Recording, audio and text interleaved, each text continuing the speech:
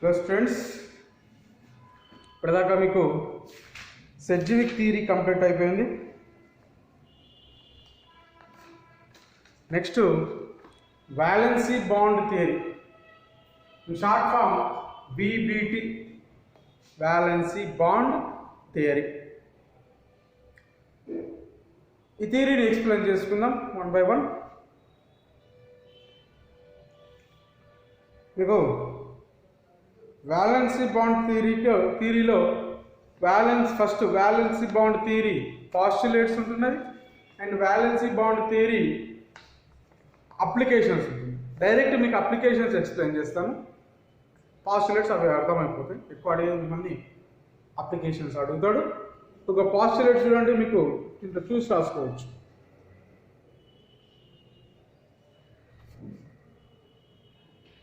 అవసరమైతే మీకు వాట్సాప్లో అయినా మీకు పెట్టేస్తాం. Valency bond theory postulates. దీని కంటిన్యూషన్ ఎక్కడ నుంచి చూడండి.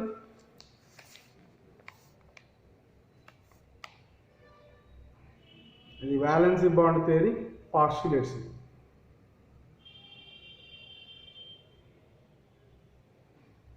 మీ బుక్లో ఉన్నప్పుడు బుక్లో మీకు తీసుకోవచ్చు.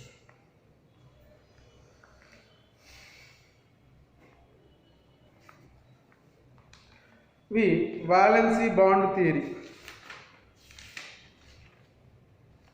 పాస్టులేట్స్ ఎక్స్ప్లెయిన్ చేస్తాను. పాస్టులేట్స్ అయితే మీరు రాసుకోండి. మీకు అప్లికేషన్ చెప్తే ఈజీగా అర్థమైపోతుంది.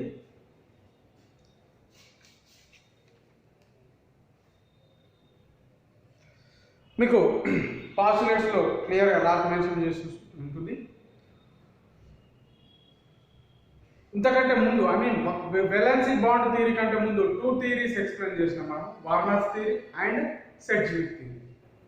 వార్నర్స్ థియరీలో ఉన్న వన్ ఆఫ్ ది డిఫెక్ట్ ఏంటది, స్టెబిలిటీ ఆఫ్ కాంప్లెక్స్ని వార్నర్స్ థియరీ ఎక్స్ప్లెయిన్ చేయలేదు కాబట్టి సెడ్జ్విక్ థియరీ దాన్ని ఈఏఎన్ రూల్ అనే రూల్ని ప్రపోజ్ చేస్తూ ఆ డిఫెక్ట్ని ఎక్స్ప్లెయిన్ చేసింది. ఏంటది, స్టెబిలిటీ ఆఫ్ కాంప్లెక్స్ స్టెబిలిటీని ఎక్స్ప్లెయిన్ చేసింది. నెక్స్ట్ ఈ VBT theory, valency bond theory ఏం ఎక్స్ప్లెయిన్ చేస్తుందంటే coordination compounds, bonding, geometry and magnetic property. ఈ 3 పాయింట్స్ మనకు సెడ్జ్విక్ థియరీలో ఎక్స్ప్లెయిన్ చేయలేదు. ఆ పాయింట్స్ని వాలెన్సీ బాండ్ థియరీ ఎక్స్ప్లెయిన్ చేస్తుంది. సింపుల్. వాలెన్సీ బాండ్ థియరీ ఏం ఎక్స్ప్లెయిన్ చేస్తుంది చూడండి. In order to explain the electronic structure, kind of bonding, geometry and magnetic properties,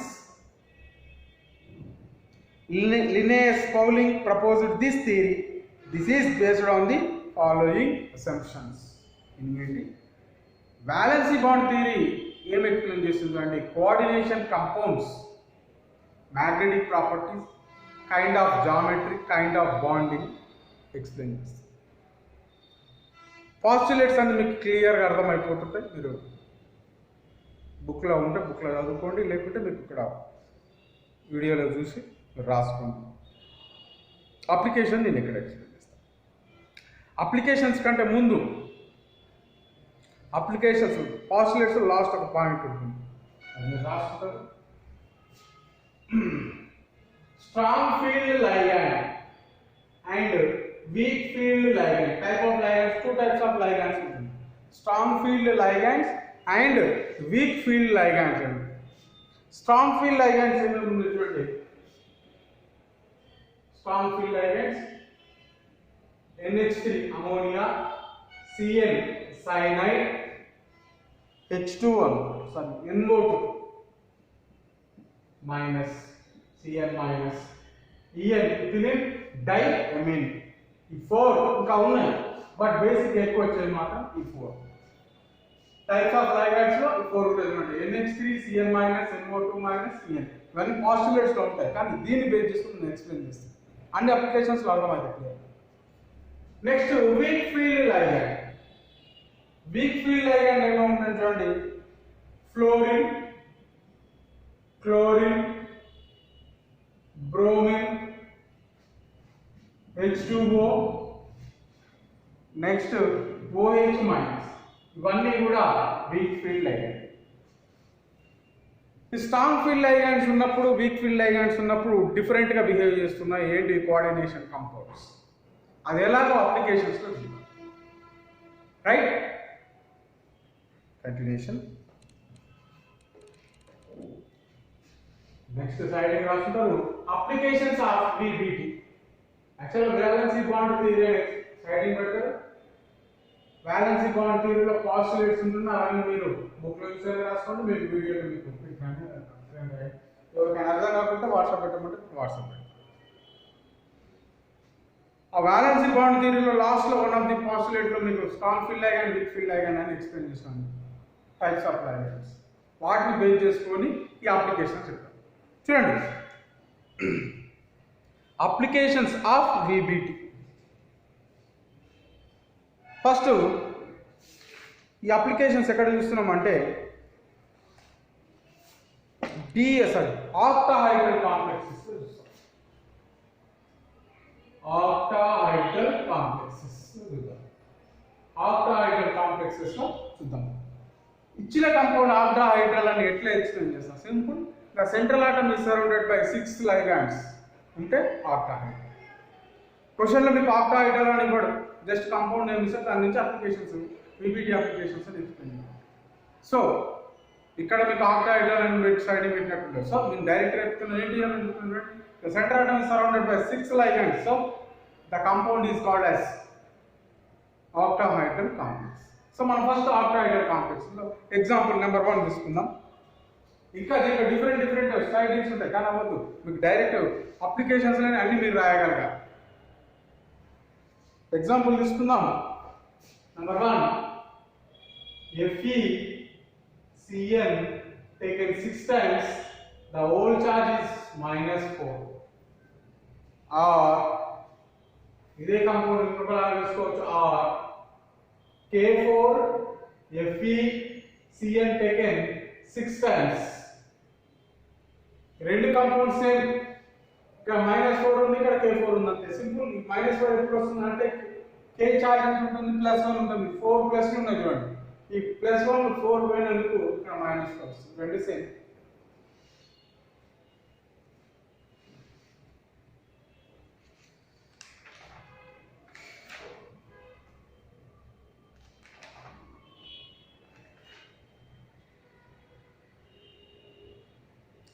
first మీరు ఇవ్వగానే ఏం చేయాలి అంటే ఏ ఆక్సిడేషన్ నెంబర్ ఉందో ఫైండ్ అవుట్ చేయాలి. చూడండి, ఆక్సిడేషన్ సెంటర్ ఆటమ్ ఏంటి, ఐరన్. ఇక్కడైనా iron. Oxidation state number of Fe. First find out చేయాలి. దీన్ని తీసుకుంటున్నాను.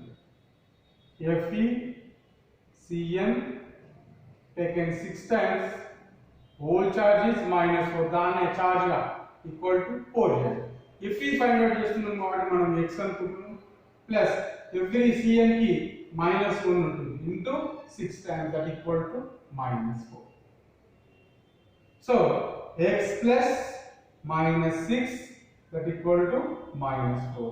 సో ఆటోమేటిక్ ఎంత అవుతుంది, x equal to +2. ఇక్కడ దీన్ని తీసుకున్న సేమ్ వస్తుంది. దీన్ని ఎట్లా రాస్తుంది అంటే K4 FeCN taken 6 times, whole charge is 0. ఇక్కడ 0 గా ఉంది, సో మనం 0 కి ఈక్వల్. K అంటే ఎవ్రీ K, పొటాషియం అనేది ఫస్ట్ గ్రూప్ ఎలిమెంట్. సో మనం ఏమైనా తీసుకున్నాం చూడండి, +1 into 4 times, plus iron x అనుకుంటున్నాము, Cn -1 into 6 times, that equal to 0. 4 వస్తుంది. x -6 equal to 0. Plus values 4 ఉన్నాయి, మైనస్ వాల్యూస్ 6 ఉన్నాయి. సో x equal to ఏమవుతుంది, +2. సో రెండు సేమ్ కంపౌండ్స్. ఫస్ట్ మీరు ఇవ్వగానే ఆక్సిడేషన్ నెంబర్ని ఫైండ్ అవుట్ చేసిన తర్వాత ఆక్సిడేషన్ నెంబర్ ఫైండ్ అవుట్ చేయాలి. మీకు చూపించాల్సిన అవసరం లేదు, ఇట్లా క్యాలిక్యులేట్ చేసి జస్ట్ మీకు అర్థం కావడం. జస్ట్ ఐరన్ ఆక్సిడేషన్ నెంబర్ అని పెట్టేసి +2 డైరెక్ట్ రాసుకుని మీకు అర్థం కావడానికి మాత్రం ఇది రాసుకోండి, ఎగ్జామ్లో రాయాల్సిన అవసరం ఏం లేదు. ఇప్పుడు ఈ కాంపౌండ్ తీసుకున్నాం. FeCN taken 6 times, the whole charge is -4, or K4 FeCN taken 6 times. దీన్ని తీసుకొని ఫస్ట్ దీని సెంటర్ ఆటం చూద్దాం. సెంటర్ ఆటం ఏంటి? ఐరన్. ఐరన్ అటామిక్ నెంబర్ ఎంత? 26. 26 ఎలక్ట్రానిక్ కాన్ఫిగరేషన్ రాద్దాం ఏమని? After organ. After organ 18 complete. 3d6 4s2 then 4p0. But iron A oxidation number లో ఉంది? +2 ఆక్సిడేషన్ నెంబర్ లో ఉంది. సో 2 ఎలక్ట్రాన్స్ రిమూవ్ చేస్తున్నాం. ఆ 2 ఎలక్ట్రాన్స్ ఎక్కడి నుంచి రిమూవ్ అవుతుంది? ఇక్కడి నుంచి. సో ఏమని రాస్తాం? Fe+2 ఇప్పుడు రాదా? ఏమొస్తుంది? After organ 3d6 4s0 then 4p0. Orbital representation చూద్దాం. 3d6 అన్నాడు. 3d6 అంటే ఇలా రాస్తాం. 1 2 3 4 5 then 6.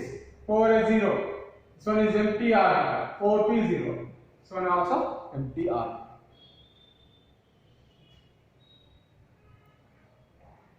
ఇలా ఇప్పుడు ఏమవుతుంది చూడండి. ఇప్పుడు తీసుకున్న లైన్ ఇంతకు ముందు VBT అప్లికేషన్స్ అని పెట్టక ముందు మనం ఏమని రాసుకున్నాము? టైప్స్ ఆఫ్ లైగండ్స్ అని రాసుకున్నాం. 2 types of లైగండ్స్, strong field లైగండ్స్ and weak field ligand. ఇక్కడ తీసుకున్న లైగండ్ చూడండి Cl, strong field ligand. So strong field ligand ఏమని రాస్తున్నాము? Cl minus is a strong field ligand. Strong field ligand. తీసుకున్న లైగండ్ ఏంటి? Strong field ligand. Strong field ligand ఉన్నప్పుడు coordination కాంపౌండ్లు ఏమవుతున్నాయంటే ఇక్కడ ఉన్న ఎలక్ట్రాన్స్ ఏమవుతున్నాయంటే రీఅరేంజ్ అవుతుంది. అంటే ఈ ఎలక్ట్రాన్ ఇక్కడికి వెళ్ళిపోతుంది, మళ్ళీ అరేంజ్ అవుతుంది. ఈ ఎలక్ట్రాన్ ఇక్కడ ఫిల్ అయిపోతుంది, రీడిస్ట్రిబ్యూట్ అవుతుంది. రైట్?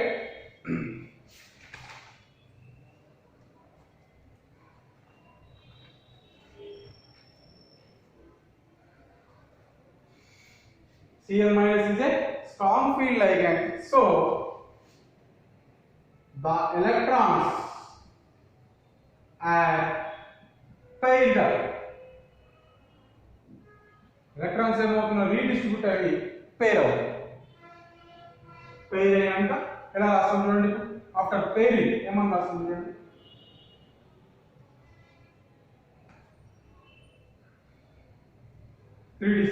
ఏమని రాస్తాం చూడండి. 1 2 3 ఇక్కడ పేర్ అయిపోయింది, అన్నీ కూడా పేర్ అయిపోయింది. నెక్స్ట్ ఇలా. ఇప్పుడు ఈ 2 ఆర్బిటాల్స్ నుండి ఇంటర్మిక్స్ అవుతాయి. ఇది ఏ orbital? D orbital. 3d D. ఇక్కడ ఉన్నది ఏంటిది? ఎస్. ఇక్కడ ఉన్నది ఏంటి? పి. టోటల్ ఎన్ని ఉన్నాయి? 6. 6 ఆర్బిటాల్ హైబ్రిడైజ్ అయ్యి హైబ్రిడైజేషన్ చూడండి. D2 నెంబర్ ఆఫ్ ఆర్బిటాల్స్ ఉన్న 2 ఉన్నాయి. D2sp. Hybridization is D2sp rehybridization. ఇప్పుడు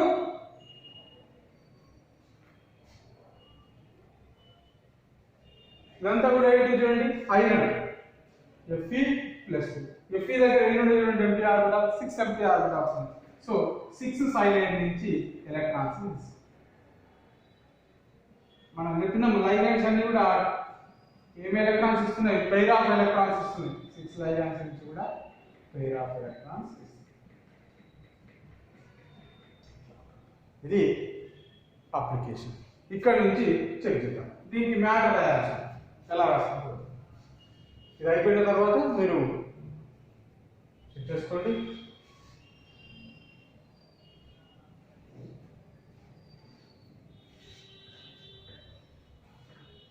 దీనికి మ్యాటర్ ఏమని రాస్తాం చూడండి. దానికి సంబంధించిన ఇన్ఫర్మేషన్ రాద్దాం. ఏమని? స్ట్రక్చర్ ఏంటి? Fe Cn Cn Cn Cn Cn Cn. Whole charges -4. ఎప్పుడు Fe చార్జ్ ఎంత ఉంటుంది? +2 గా ఉంది. దీనికి ఇన్ఫర్మేషన్ రాద్దాం పక్కన స్టార్ మార్క్స్ కూడా. First orbital shape of the compound ఏమని రాస్తాము, ఆక్టాహైడ్రల్. Next hybridization. ఏ హైబ్రిడైజేషన్ చెక్ చేసుకోండి, D2sp3 hybridization. sp3 D2 కాదు, D2sp3. So hybridization is D2sp3. Next complex ఏంటి, inner orbital complexes. Outer orbital complex ఉంటుంది, ఇన్నర్ ఆర్బిటాల్ కాంప్లెక్స్. రెండింటికి difference ఏంటి అని అంటే హైబ్రిడైజేషన్ బేస్ చేసుకొని D2sp3 ఉంటుంది, sp3 D2. D2sp3 ఉన్నప్పుడు ఇన్నర్ ఆర్బిటాల్. ఎందుకు ఇన్నర్ ఆర్బిటాల్ అంటే d ఆర్బిటాల్ ముందు ఉంది కాబట్టి d ఆర్బిటాల్ ఇన్నర్ షెల్ లో ఉంటుంది కాబట్టి ఇన్నర్ ఆర్బిటాల్ కాంప్లెక్స్. అదే sp3 D2 అన్నప్పుడు ఎలా ఇస్తుంది చూడండి, d ఆర్బిటాల్ ఎప్పుడు ఉంటుంది చూడండి, లాస్ట్ లో ఉంటుంది, అవుటర్ ఆర్బిటాల్ లో ఉంటుంది కాబట్టి అవుటర్ ఆర్బిటాల్ కాంప్లెక్స్. సో ఇప్పుడు మనం తీసుకున్న కాంపౌండ్ ఏంటి, D2sp3. సో కాంప్లెక్స్ ఏంటి చూడండి, ఇన్నర్ ఆర్బిటాల్ కాంప్లెక్స్. నెక్స్ట్ ఇక్కడ లైగండ్ రీఅరేంజ్ అయిన తర్వాత ఏమైనా అన్పేర్ ఆఫ్ ఎలక్ట్రాన్స్ ఉన్నాయా చెక్ చేసుకోవాలి. ఎక్కడ కూడా అన్పేర్ ఆఫ్ ఎలక్ట్రాన్స్ లేవు, అన్ని కూడా పేర్ అయిపోయింది. So magnetic behaviour